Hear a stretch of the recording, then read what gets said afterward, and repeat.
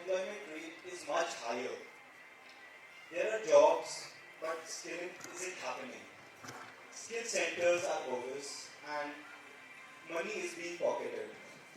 Everyone knows the cycle. And over the past 14 years, I.I.M.U.N. with its 19,000 plus engagements in 200 plus cities produced numerous elected members of the government. If a future politician or a bureaucrat is sitting in front of you, what would be your advice to them?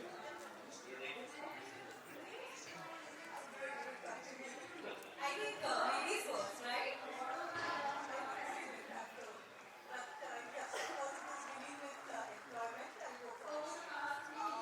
First of all, the advice that I would give to the politician or a young will be to focus on correct numbers because employment numbers in our country are still not very reliable. The employment number that you quoted is official, I agree. A lot of employment is generated but is not included in the official numbers.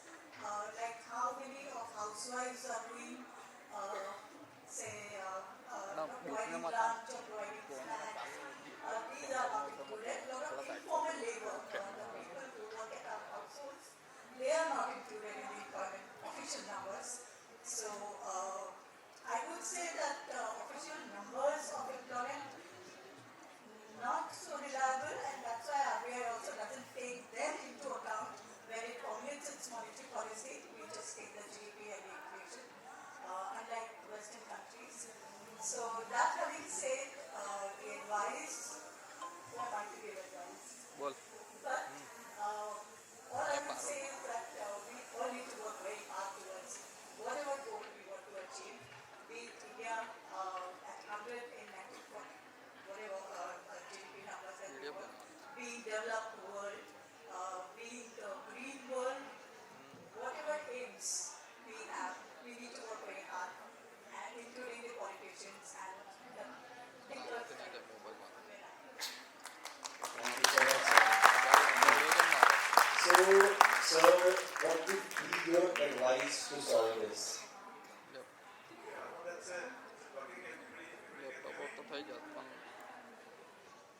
Can everybody hear? What I would say is that while on one side we see a lot of chaos in India, chaos can also be seen as a problem, but chaos is also a huge opportunity, right? Because when you solve a problem, you end up creating something, and it's called business. Every business in the society is nothing else but a solution to a problem for which the society is willing to pay for solving that problem, right? So if everything is very organized, nothing to be solved, I would say that that society is saturated, the growth is limited. In a society like India with a lot of chaos, a lot of problems to be solved, I think entrepreneurship is the best career. So, we spoke about unemployment. We should never be dependent on somebody to give us a job. We can create our own job, because how can we create our own job? By solving a problem which is, stopping people. So entrepreneurship, India is a haven of entrepreneurship. And even if you want to become a job, you should work like an entrepreneur. You should think that this is like your own business, whether in government or in a corporate sector. Only then you will build trust with the stakeholders around you, and only then will you progress in the job also. So I think my advice is have a mindset of an entrepreneurship, have a growth mindset. Go out and solve endless problems which India has. That's what India's real opportunity is.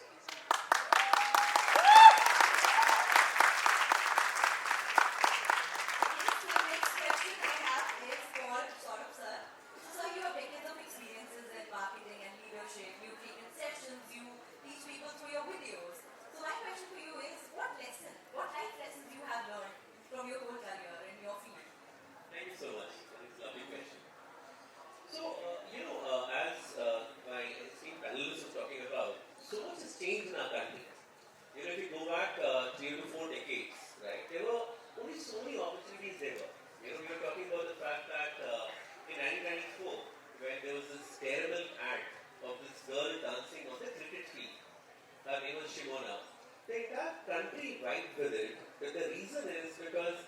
we as a nation were not liberated enough to sort of show our pride and joy and to have a good time.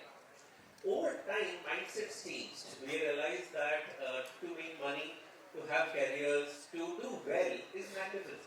And we don't need to remain, restrained in our thinking in terms of what we can impact.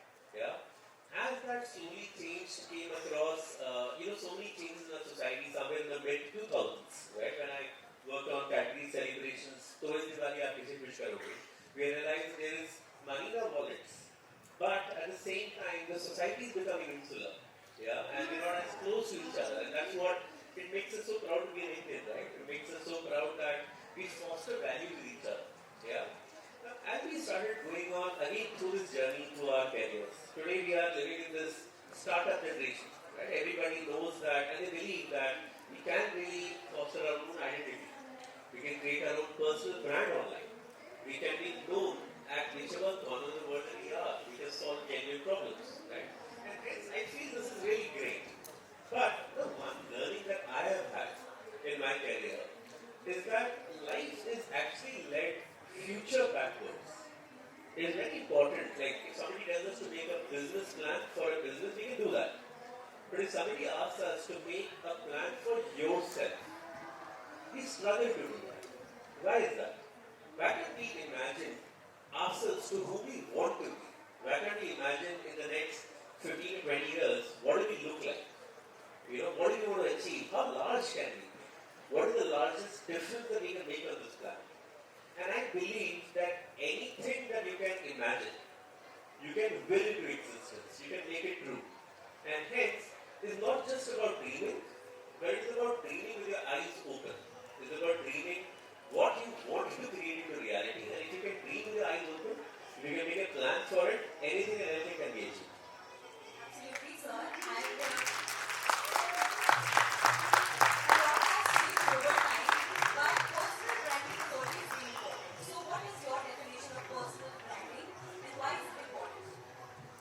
this journey towards creating my own personal brand for me happened about 3 to 4 years back.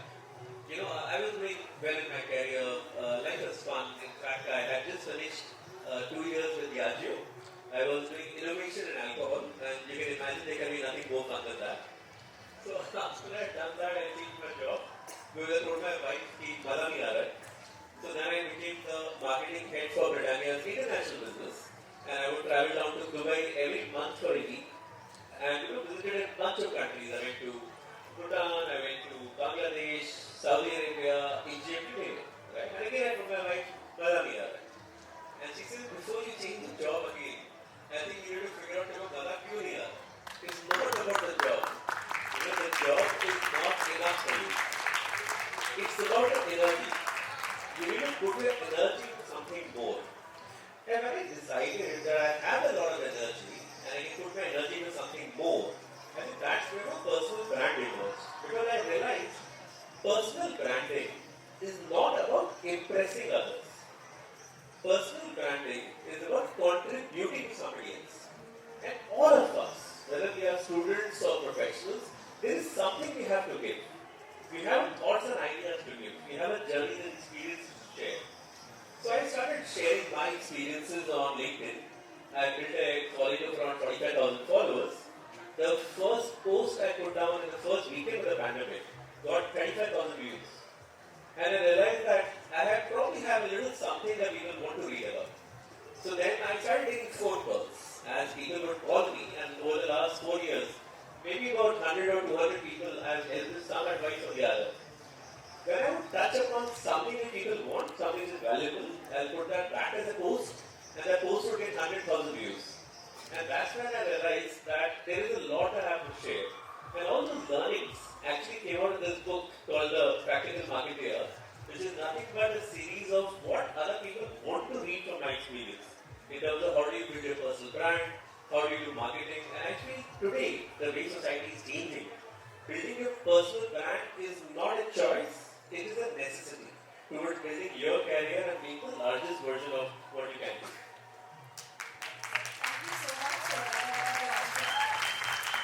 thank you so much, sir. So now moving to Rohit sir. So So your journey has been started as a banker and now you are a successful entrepreneur. Having co-founded Client Associates, which is India's first multi-family office firm. And so on a lighter note, would Rich like to share much, including your family office? Yeah, so I think Rich have got there because they're smart, right? So they know how to solve various problems. So they also know how to solve the problem of managing their riches, right? So multi-family office is a concept where instead of setting up their own team to manage their wealth, they would be very happy to share that office with other multiple wealthy families, right? Because then this is the way they are able to optimize the cost of management of their wealth, right? Because if you set up your own team, then that team is only working for you, and then the entire cost is borne by you. But if you are sharing that office with other families, then that cost is being shared. So it's like fractional ownership of aircraft, right? Which are the ones which actually use it. So yes, to answer your question, they are absolutely very comfortable. In fact, it comes from them only because they know that while you have to maximize revenue, you have to also optimize the cost, because that increases the gap, which is called profits, and which is what leads to wealth creation. What profit maximization is. So yeah, as a follow-up to this question, like what were the challenges you faced during your journey when you started a new business with a little precedence in India? And what is the business advice that you would like to give an innovator? Because considering we have so many innovators in, what is the one advice that you would like to give? Yeah, so see, any business you start will have its own set of challenges. Thank you for asking that question. It's a very, very practical and relevant question for every entrepreneur. So when I started this about 23 years back, so challenge was that nobody had heard of a concept called family office in India. And I get told this because this is public information. Even Mr. Azim Premji set up his family office in 2006. So family office was actually like, out from the space as a concept, and the challenge was that you have to go and build a market for it. And for a family office to truly function, families have to share their private financial information with you. It's like you are a doctor, and how can a doctor add value to you unless you are completely open and transparent? So we have to build trust. We have to first sell the concept that it is going to really, really solve the problem. Your wealth is now spread out, it's growing, and you need somebody as a long-term partner to help you navigate that. So we have to, first challenge was to build trust with a potential audience, which is customers, that, please open up, share your information so that I can add value to you. So that was the biggest hurdle, because you are an entrepreneur, you are not even an organization, not even a platform. And for making your target audience trust you, that was the biggest hurdle. Right? And then, but since the concept was so very powerful, at the end of the day, as I mentioned, every business is very simple. It is at the end of the day solving some problem. Since this concept was solving problem for the target audience, it got sold very easily. And we were sitting on the same side of the table as the customer, so we didn't have to convince them, because it was in their interest only. So it got adopted pretty well, and then after that, everything is the same. Seriously, sir, thank you so much. Now I pass to you. The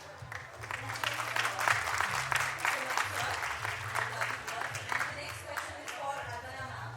So ma'am, 10,000 plus millionaires have left India in 2024, and बीच में India मत is able to keep its rich in the country. So as someone who holds a leadership position in the Reserve Bank of India, one of the key organizations in determining and shaping economic policy, why should young affluent Indian or a person who desires a better quality of life stay in India?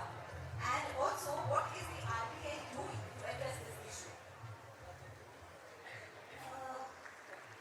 Slightly complex question, I would say. So let me begin by saying that people were leaving India in hordes. Probably the thing of the past, because now you see the reverse flow. A lot of people who have succeeded abroad are coming back to India and coming back to India along with their wealth, with suddenly helping them to manage their wealth well. What happened was in 1991 we saw a sea change in the way economy was functioning, from planned economy where you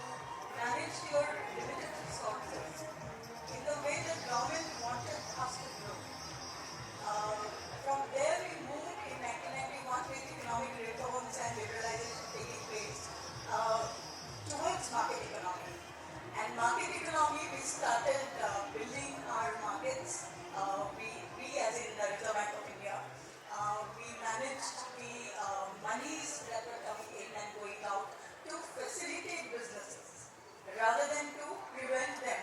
I remember a case which is in the Reserve Bank of India archives, if anybody is interested to go and see. There is a letter written by Indira Gandhi to the Reserve Bank of India saying that my son Rajiv Gandhi wanted to go and study abroad, and they needed some pretty sum or some $100 or something for his pocket money.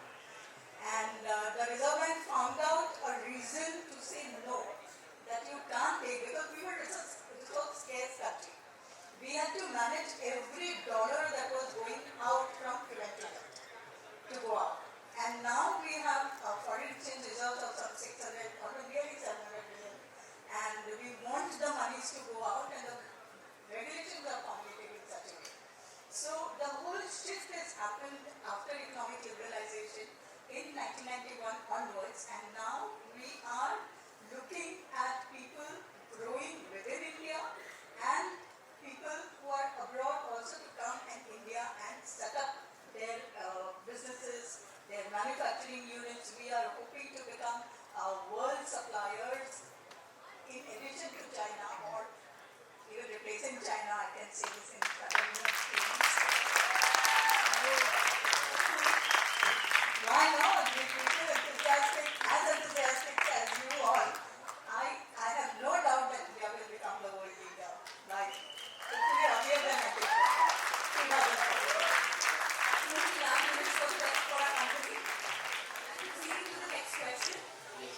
So, your recent book, The Practical Marketeer, talks about how marketing shapes businesses and what goes behind effective consumer product marketing. What is the future of traditional marketing mediums versus using artificial intelligence and social media marketing? Great, thank you, sir. So, as I wrote the book, I had a chance to introspect a lot on how business is changing, right, and what changes and what remains the same. So, the first thing that I realized is that there are only two strategies in which brands and businesses are created. Either you grow a category, right, or you steal share. Right? And what does that mean? So, when you say kuch meetha ho jaye, what does that mean? Kuch meetha ho jaye means that every mithai can be replaced by a piece of chocolate. Like when we are having a welcome in the morning, there was some kaju katli being served with it by us. When all of the kaju katli is replaced by chocolates, probably a job would be done. Because when we built the strategy for Terrible, we realized that an average Indian consumes less than half a kilo of chocolate in a full year, while an average European has 10 kilos of chocolate. So does that mean we are very healthy? Not necessarily, because we also eat more than that 10 kilos of mithai, right? And hence replacing every piece of that mithai with chocolate is what Kuch Meetha Ho Jaye is all about. Similarly, Thanda Mata Coca-Cola. Yeah, we all come across that campaign. I was in Bhubaneswar when I saw it in action. And the market was exploding. It was growing at 70%. What does Thanda Mata Coca-Cola mean? Thanda Mata Coca-Cola means that every time you feel thirsty, you want to have some coconut water, you want to have some buttermilk, you can simply replace it with a Coke. Right? That's what really steal share is about. That's what grow category is about. And then there are another set of brands that do steal share. So if you are a startup founder, you want to start a new business, what you will try to figure out is how do you really shift a little bit of business. And a couple of brands that I talk about in my book which have done that really well are Fog, deodorants, and Bingo. And there's a reason for that. So, the big learning was always that consumers don't really care about our brands. They care about what they want to consume. So, if consumers want to smell well, right, they could either buy a deodorant, a can of Axe convinces you that you don't have to take baths, and women will be still attracted to you, right? That's what the ads are about. Or you will have perfumes, which really talk about the fact that it's an ideal anniversary gift. It could cost 20,000 bucks. And they both look like very different things, right? Deodorants and cans are very different. They are at 500 bucks. And perfumes at 20,000 are totally different. But what Fog did is they just put some perfume inside a deodorant can.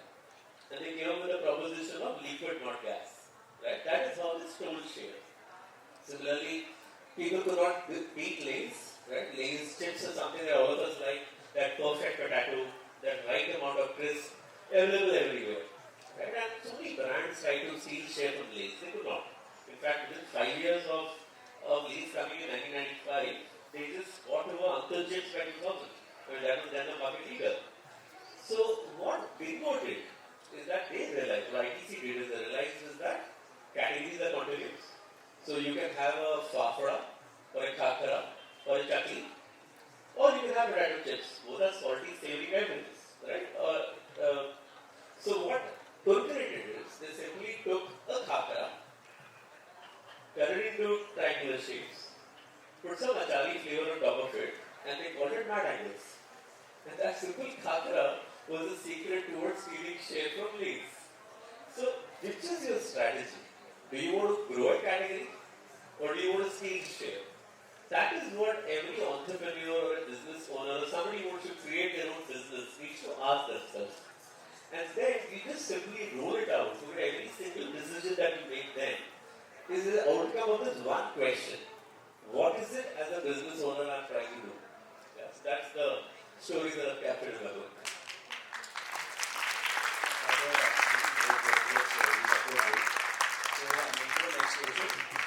And sir, I would like to add, like the way you shared the examples of different companies, their taglines, there are a lot of jingles that we still remember today.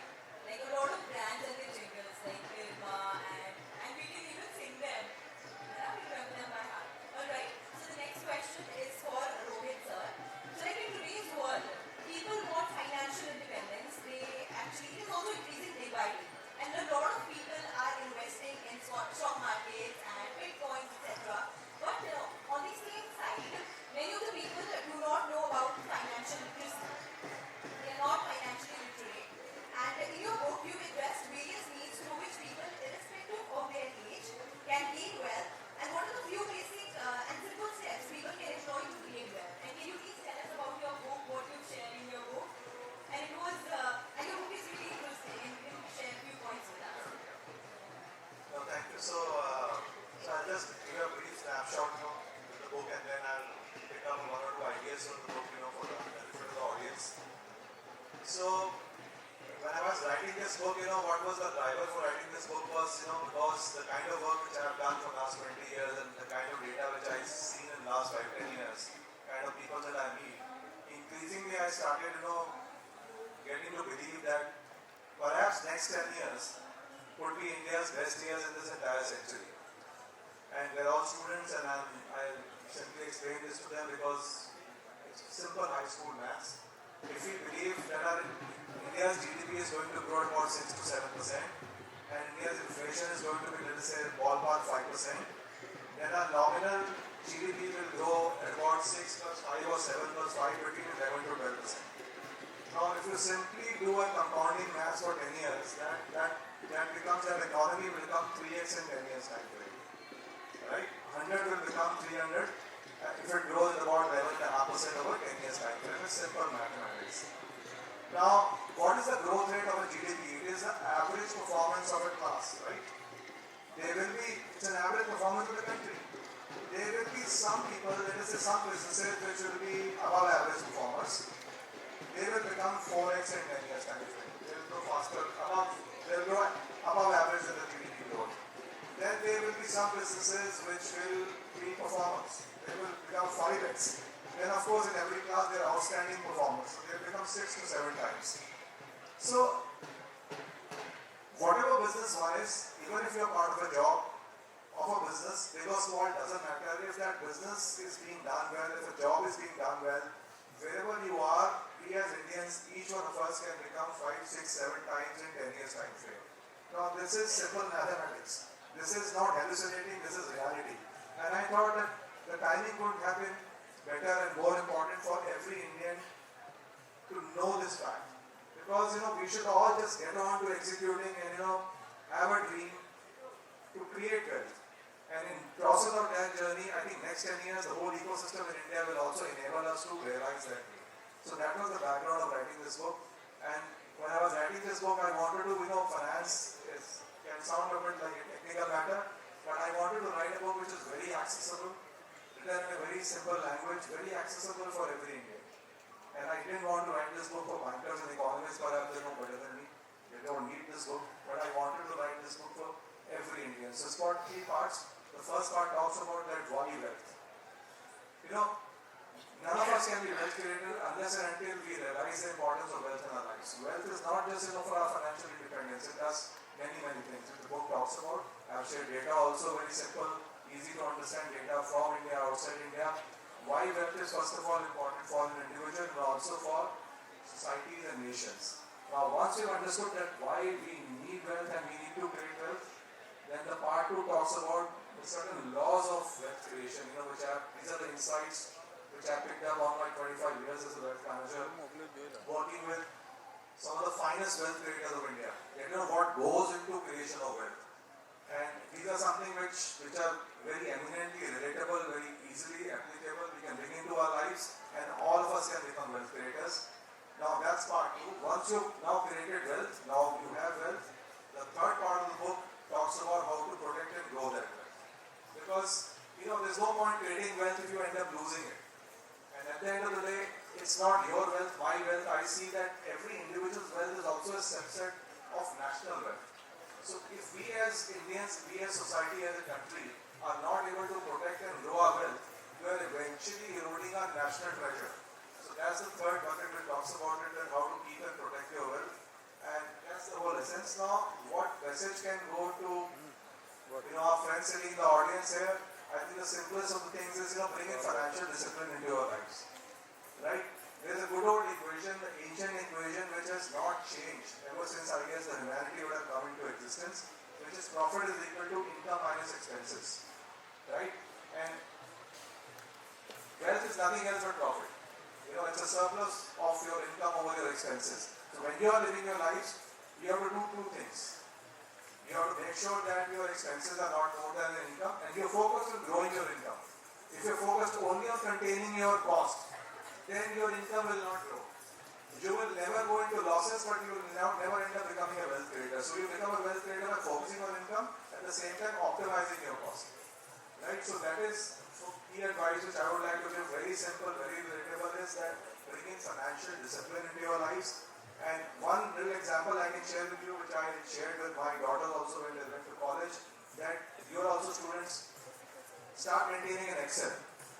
These days, you don't even need to maintain an Excel. You're smart kids. You would be having access to the smartest of the apps. Start recording your expenses, monthly expenses. At least you'll get to know that how much money you need to live like this. That will give you a sense how much income you need to create to live like this.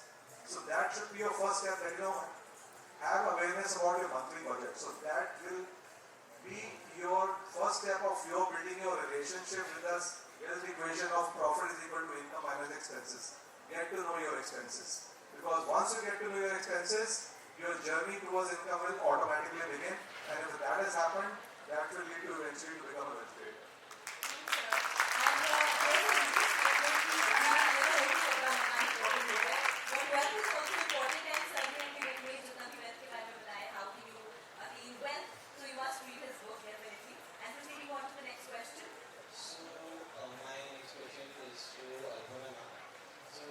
Your book, Apply on the RBI Wall, offers readers a rare behind-the-scenes look at one of India's most trusted institutions and narrates selected stories and incidents that took place in the RBI. Now, that fly on the wall is speaking what moment from your career is the most memorable. Again, all difficult questions seem to be directed at me. To pick up one significant moment from my 26 years of journey in RBI is extremely difficult.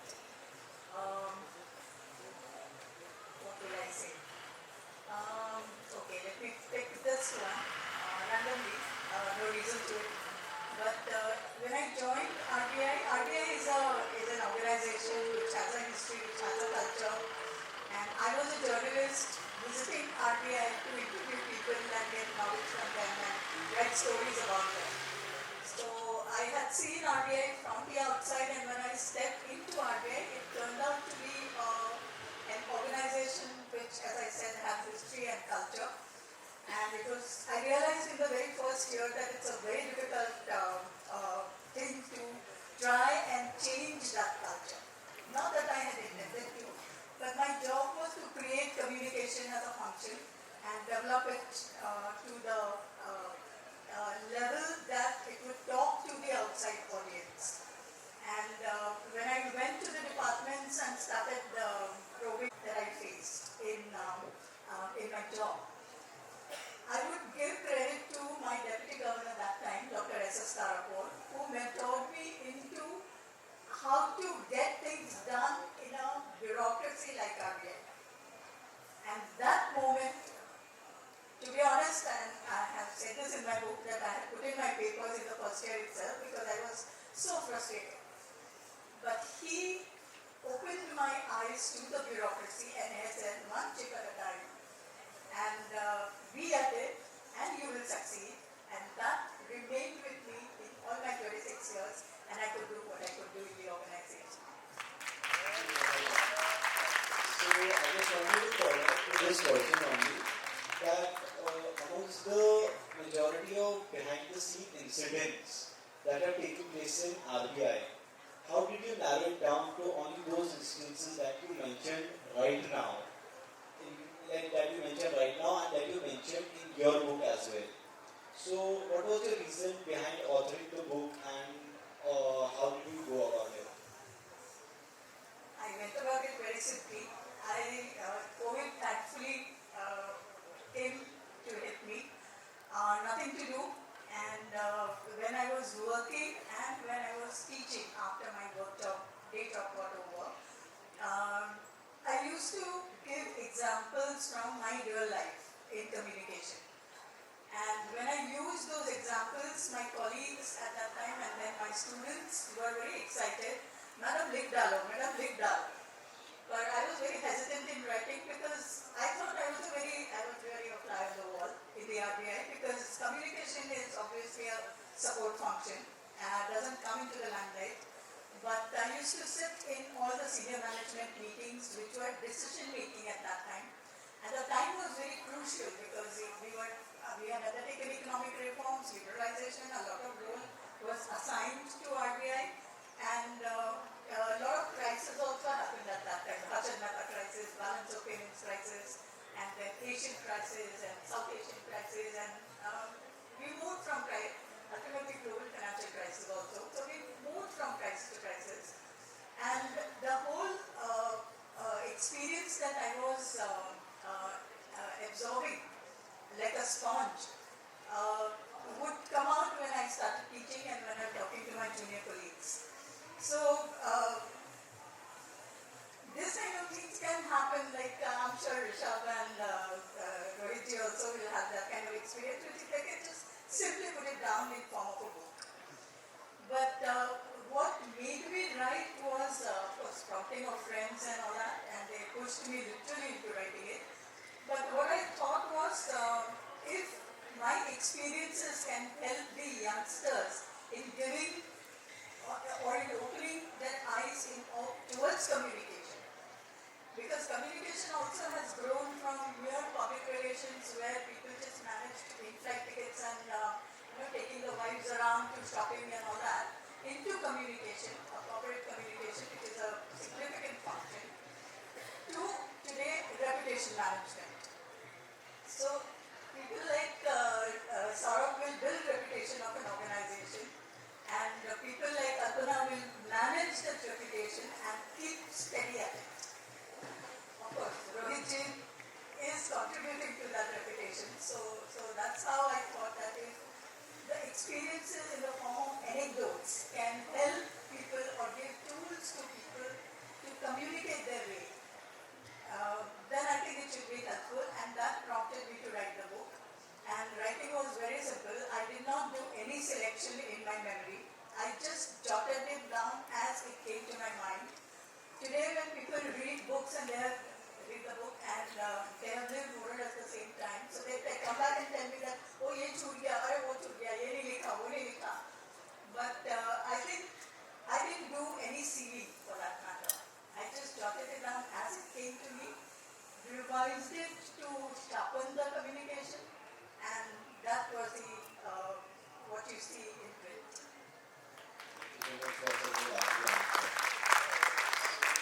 Next question. The next question is for Saurabh sir. Sir, in your book you highlighted that companies like Ola and Swiggy, they have used the data to refine their marketing strategies and also connection with customers. So my question is, in this economy that is startup friendly, how can entrepreneurs leverage customer understanding, data and technology to come up with different innovations? Thank you. Great question. So yeah, of course, we live in a time of booming opportunities, and change should always be welcome. And the reason why change needs to be welcome is because change is your opportunity to disrupt. You can only get an entry, do something different when things are changing. Yeah, I mean, the pandemic is one great opportunity, right?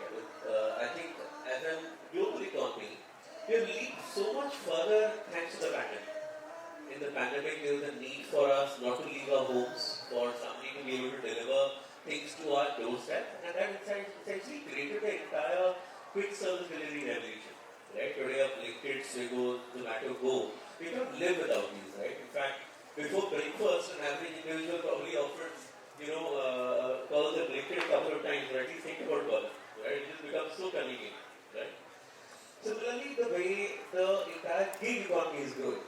Right? There are almost 25 million people today in some shape or form in a technology-driven job.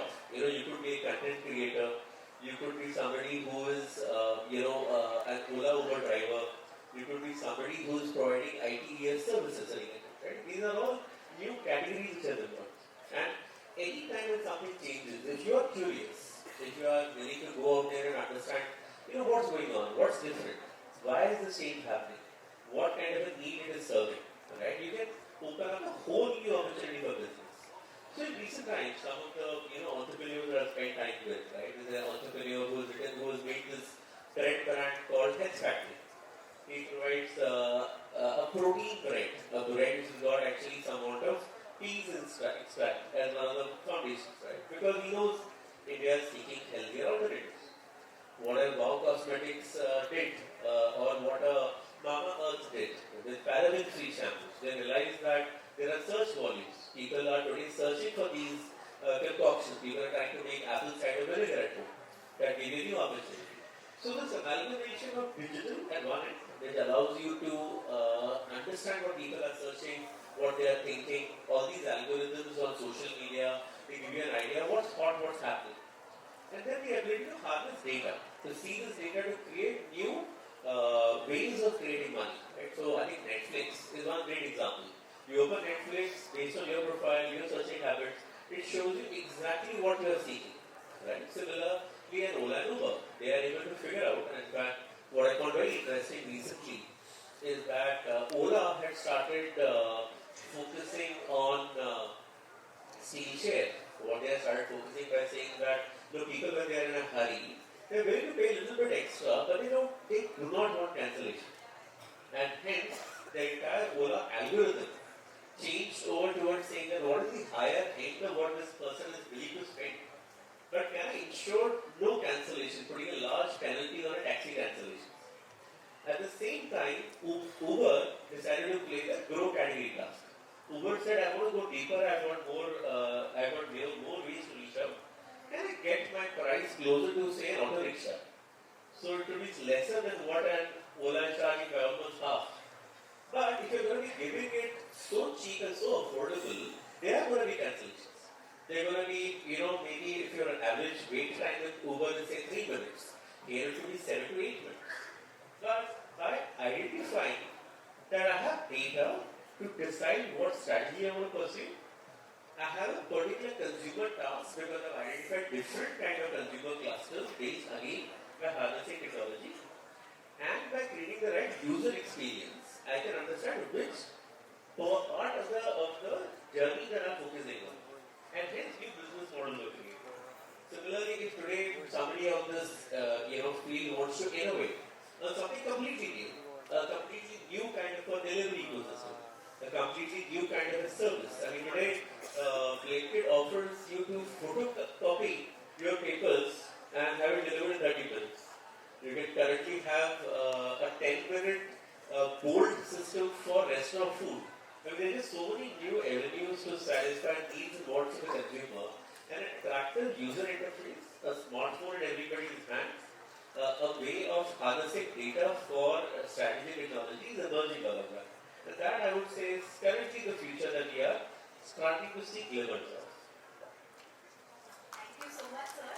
So, yeah, thank you so much, sir. And let me take a question from our audience. I would like to ask all of you one question. So, yes. So, before we conclude this panel, IIMUN annually organizes conferences across 108 cities and 35 countries for young students to educate them about India and empower them to become global leaders by learning the necessary soft skills. And we have so many young people with us today who are aspiring to join the field of economics and finance in the future.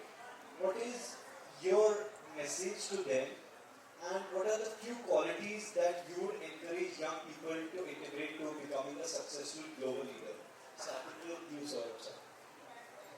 So I would say that the very first quality that everybody needs to embrace is simply to be curious. The more questions you ask, the more you are hungry for answers, the more you are willing to go overboard to ask we are all here at the panel, right?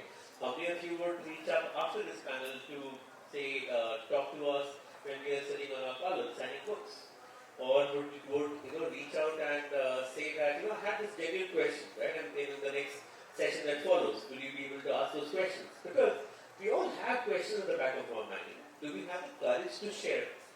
Courage to make ourselves to be just a little vulnerable, because when we ask a question, we worry what are other people thinking about us. So overcome that courage, overcome that, that opportunity, ask a question, be genuinely curious, I would say is the first part. Second is, embrace social media, embrace your personal brand. Don't be worried about what somebody else is going to be thinking or saying when I put out a post on a LinkedIn or engage with somebody else, because today is the time for personal branding. Today is the time to reach out, because social media gives you the opportunity not just to do some time pass, but actually forge some meaningful connections, to learn something new. And finally, be with your eyes open.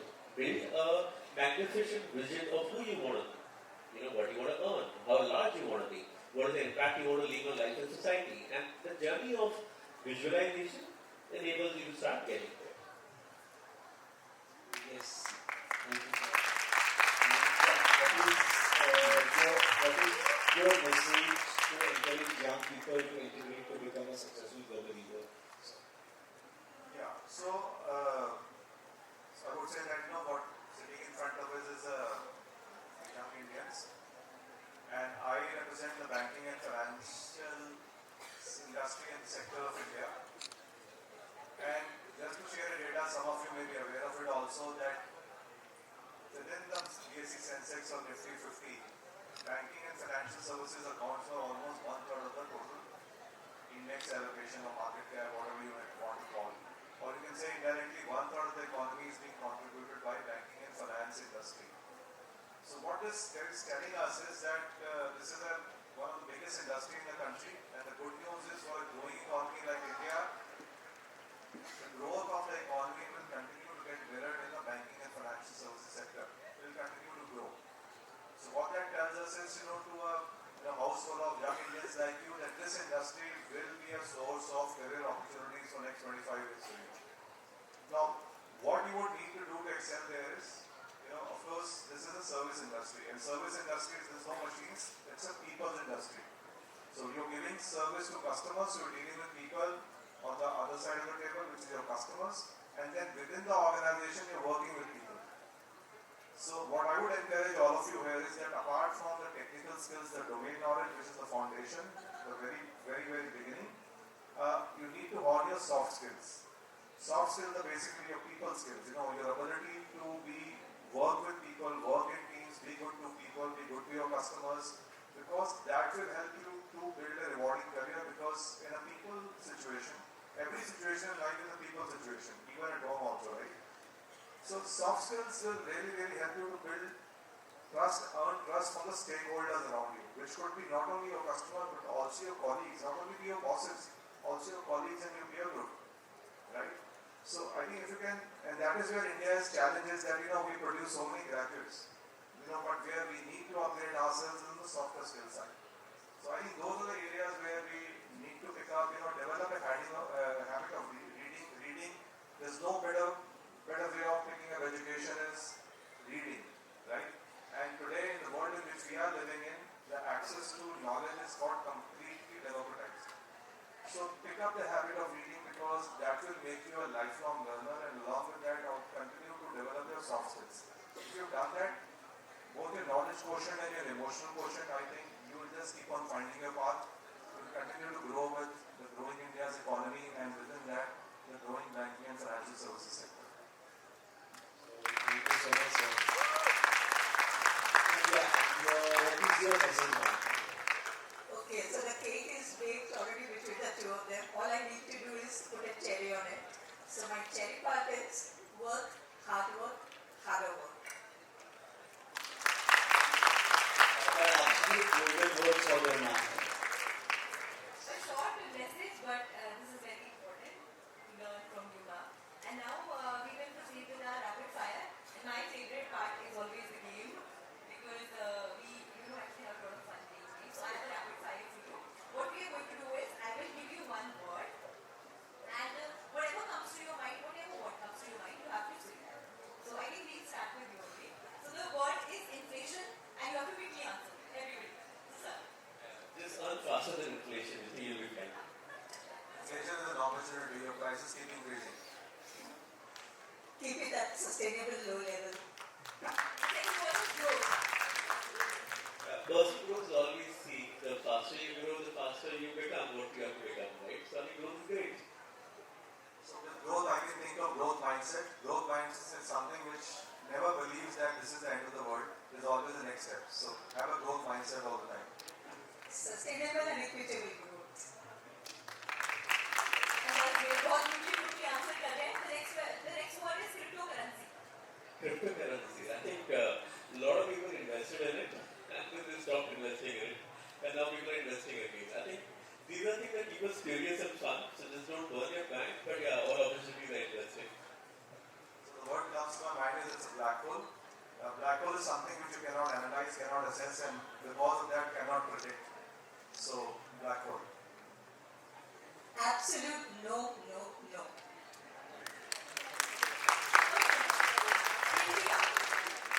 Yes, of course, shining is glorious. It's absolutely great to be here. Where else would one want to be? So, very interesting. So I would like to put India is the land of the shining sun. So as I was growing up in the school, I don't know whether you still read it. I read it that Japan was the land of the rising sun. Because that's in the east, sun सबसे पहले वहीं से निकलता है. So Japan is a very mature economy, kind of saturated economy. The sun had risen there a long time back. And west is where the sun sets, right?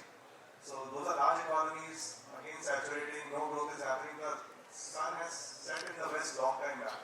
So India is the land of the shining sun. And that's a message to all young Indians, which constitute 2/3 of our country. That's a good opportunity for you. You are actually living in the land of the shining sun. Great, sir. Now, And coming out of that, I will say that India is on its way to growth. Higher growth. okay, next word is youth. Youth. Yeah, youth is the future of our nation. Youth is what all of you are. So enjoy the moment, savor it. There can be no better opportunity for all of you. Rohit, sir. Youth is the energy of any nation. And that creates the future of the nation. So I think you are the future of the country, and I'm looking forward to you because my quality of life will only make it better with your hard work. Thank you. That's it, sir. And now, your opinions on Hope for all of us. the next word is Vadodara Literature Festival. I think I would say vibrant energy, colorful spirit, and it's a new dawn, it's a new beginning for all that is to follow. So great, all the best to all of you, and it's been absolutely good fun being here. I would say it's an opportunity for me to learn, see that what 65% of India is doing, thinking, moving, and it's really, really inspiring to see all of you there. The whole setup is very inspiring, and that's learning from me. Inspiring and totally enjoyable. Thank you so much. Thank you so much. And last but not the least, the word is I.I.M.U.N. So I'm really inspired by I.I.M.U.N. and I love the whole, the whole cause that has been taken up to really unite nations through the power of books, spread of ideas, and I think this is something that the world really needs today. So actually great question. I'm here to support all the very best. It's a I think, incredible platform which has been created to create future Indian leaders. Because what I alluded to the soft skills, nobody can become a leader, forget about a good leader, without having soft skills. If you cannot be good with people, how can you lead people? So I think this is a great platform for young Indians to give themselves the exposure, become future Indian leaders, because India is just waiting for that. We need leadership talent. What is in short supply in India is leadership. We are a country very, very few leaders, mostly followers. Right? That's the reason we see some phenomenon where there are many, leaders maybe on the religious side, with due respect to them, but many, many followers. Right? But we need to create more and more leaders in this country because India is just waiting for many, many leaders, and all of you those will come from you.